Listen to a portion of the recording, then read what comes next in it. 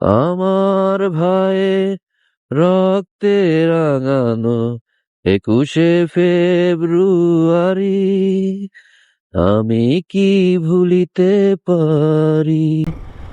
আমি না, শুধু বাংলাদেশের প্রত্যেকটা মানুষ, প্রত্যেকটা জেনারেশনে যারা আছে, যারা বুঝতে শিখছে যে দেশটা কি, এই ২১শে ফেব্রুয়ারি কি, ভাষা কি, তারা কেউই ভুলতে পারবে না আসলে ২১শে ফেব্রুয়ারিতে যারা জীবন দিয়েছে তাদেরকে। হয়তোবা তাদের যেই ত্যাগটা, এটা আমরা কখনোই ফিল করতে পারি না তাদের, কারণ তাদের অবস্থানে আমরা নাই। বাট আমরা এতটুকু বলতে পারি খুব গর্বের সাথে যে তাদের উসিলায় আজকে আমরা আমাদের ভাষায় কথা বলতেছি। আজকের ভিডিওটা সম্পূর্ণ আমি ভাষা শহীদদের শ্রদ্ধা জানিয়ে শুরু করতে যাচ্ছি। আজকে হচ্ছে ২১শে ফেব্রুয়ারি, আন্তর্জাতিক মাতৃভাষা দিবস। যারা রক্ত দিয়েছেন, সালাম, রফিক, জব্বর থেকে ধরে নাম না জানা আরও ভাষা শহীদদের সবাইকে জানাচ্ছি শ্রদ্ধা, হৃদয়ের অন্তরস্থল থেকে ভালোবাসা। কেরানীগঞ্জ ১২ কিলো, নবাবগঞ্জ ৩২, মইনটঘাট ৪৫। সকাল সকাল বের হয়েছি, যেহেতু আজকে শুক্রবার। সাধারণত আমার সোলো রাইড করা খুব কম হচ্ছে, একটা সময় সোলো রাইড অনেক করা হইতো। তো চিন্তা করলাম সকালবেলা বের হয়ে যাই। ভাই, সকালবেলা বের হয়ে যাই, একটু একা একা রাইড করি নিরিবিলি। তো ঢাকা দিয়ে আসছি, এসে আমার একটা ফ্রেন্ডের সাথে দেখা করছি ধানমন্ডিতে। ওর সাথে কালকে রাত্রে কথা হইতেছে, তো বললো যে বের হচ্ছিস যেহেতু আমার সাথে একটু দেখা কর, তাই ওর সাথে দেখা করলাম। আর এখন কেরানীগঞ্জ হয়ে সাভার চলে যাব। এই রাস্তাটা অনেক দিন রাইড করা হয় না, রাস্তাটা অনেক সুন্দর। চলেন সামনে যাই, তারপরে আবার আসতেছি, আপনাদেরকে কিছু সৌন্দর্য দেখাই। আমিও সোলো রাইডের কিছুটা ফিল নেই। এই তো, কিছু বুঝতে পারতেছেন, কিছু দেখতে পারতেছেন? সব কুয়াশা দিয়ে ঢাকা। হ্যাঁ, এখনো শীতের কিছুটা ফিল পাওয়া যায়। বাবারে ভাই, কিছুই তো দেখা যাইতেছে না। আপনারা ক্যামেরায় কতটুকু দেখতে পারতেছেন জানি না, বাট আমি কিছু দেখতে পারতেছি না।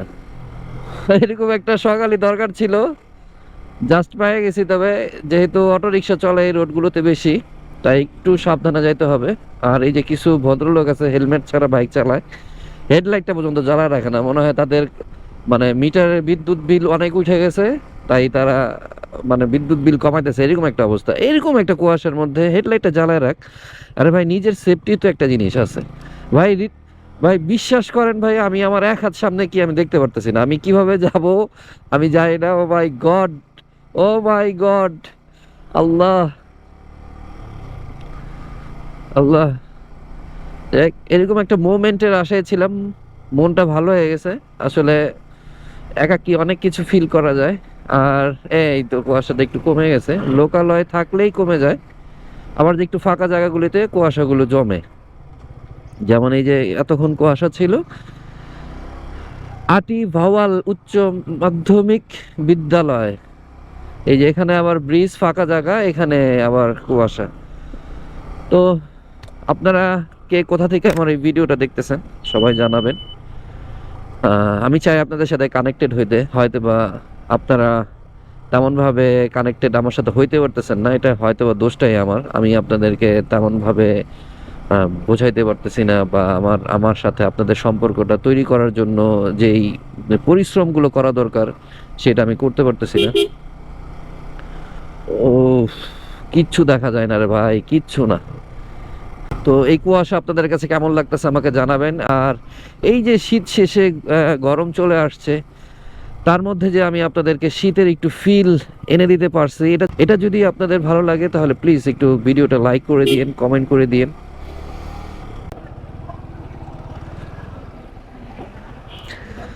আপনারা যারা শীতের সময় এরকম লোহার ব্রিজ পার হবেন, তাদের জন্য আজকে কিছু কথা। সেটা হচ্ছে অবশ্যই অবশ্যই আপনারা এখানে চেষ্টা করবেন ব্রেক না করার জন্য।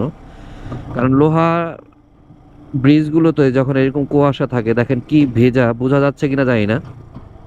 এই ভেজার কারণে অনেক স্লিপি হয়ে থাকে। তো এই জায়গাগুলোতে আপনারা চেষ্টা করবেন ব্রেক না করার জন্য। তো এখন বলবেন যে ভাই ব্রেক করার দরকার হলে তো ব্রেক করতেই হবে। হ্যাঁ, ব্রেক করার দরকার হলে ব্রেক করতে হবে, তারপর আপনি অনেকটা ডিস্টেন্স মেনটেন করবেন যাতে আপনি উইদাউট এনি প্রেশার আপনি ব্রেক করতে পারেন, মানে ব্রেক করতেছেন আপনার গাড়িও যাতে না বোঝে এরকম একটা অবস্থা। যেমন একটু স্লো করতে হয়েছে, যে ইঞ্জিন ব্রেকে রাখছি, এরকমভাবে পার হবেন। না হলে দেখা যায় এখানে আপনি মানে স্লিপ করে পড়ে একটা দুর্ঘটনার শিকার হবেন। এতে আপনার বাইকেরও ক্ষতি হবে, প্লাস আপনারও ক্ষতি হইতে পারে। সো এইসব ব্রিজগুলিতে একটু সাবধানে, যতটুকু ব্রেক না করে স্লোলি যাওয়া যায়। বলতে পারেন যে শুধু কুয়াশা ইচ্ছে করে দেখাচ্ছি কিনা, আমি সেই কেরানীগঞ্জের দিক দিয়ে ঘুরে বাইপাস যে রোডটা আমাদের হেমাদপুর যায় পৌঁছাইছে, সেই রোডে প্রায় হেমাদপুরের কাছাকাছি চলে আসছি। তো এর মধ্যে এত পরিমাণ কুয়াশা আমি পাবো আমি আশা করি নাই। খুব ভালো লাগছে, বাট একটু ভয়ও লাগছে যে ডিস্টেন্সটা মাপা যাচ্ছিল না। আর এর মধ্যে কিছু দেখা যায় অটো ছিল, তারা হেডলাইটটা পর্যন্ত জ্বালায় নাই। আর ওদের চালানোর স্টাইল তো জানেনি কেমন। তো এই জন্য একটু ভয় লাগতেছিল, বাট আলহামদুলিল্লাহ ভালোভাবে আসছি। দেখতে দেখতে না আমার বাইকটা চলে ফেলছে হচ্ছে 5101 কিলোমিটার। 5101 কিলোমিটার। অ্যান্ড এর আগে R15টা আমার চালানো হয়েছিল 65,000 কিলোমিটার। আমি কিনছিলাম 18,000 কিলোমিটার থাকতে, ইউজড কিনছিলাম ওটা। তো মোটামুটি এভারেজে 40, 45 বা 50,000 কিলোমিটার R15 চালানোর এক্সপিরিয়েন্স আমার আছে এই BS4টাই। অনেকেই আমাকে বলছে যে ভাই এমটা নিতেন, বাট কেন জানি আমার মানে এমটা অবশ্যই সুন্দর, R15 V3 আর একটা BS4 চালানোর ইচ্ছা আমার ছিল। এই জন্যই মানে নতুন চালানোর ইচ্ছা যেটা সেটা ছিল, ওটাতে সেকেন্ড হ্যান্ড কিনছিলাম, এই জন্যই এটা আসলে নতুন কিনা। তো আমরা আছি এখন হজরতপুর ব্রিজের উপরে, চলে আসছি আমরা সাভারের দিকে। 5,000 কিলোমিটার একটু দেরি হয়ে গেছে আসলে, সচরাচর এত অল্প বাইক আমার চালানো হয় না। এরকম কুয়াশার মধ্যে যখন আপনারা বাইক রাইড করবেন, সব সময় চিন্তা করবেন নিজের সেফটিটা, নিজের বিষয়টা চিন্তা করবেন, এবং অন্যর বিষয়টা চিন্তা করতে হবে, কারণ আপনার কারণে যাতে অন্য কেউ বিপদে না পড়ে এই জিনিসগুলি খেয়াল রাখবেন। কারণ দেখা যায় এই দেখেন সিএনজিটা অ্যাটলিস্ট লাইটটা জ্বালায় রাখেন, লাইটটা জ্বালায় রাখলে কিন্তু দূর থেকে তার গাড়িটা ভিজিবল থাকে।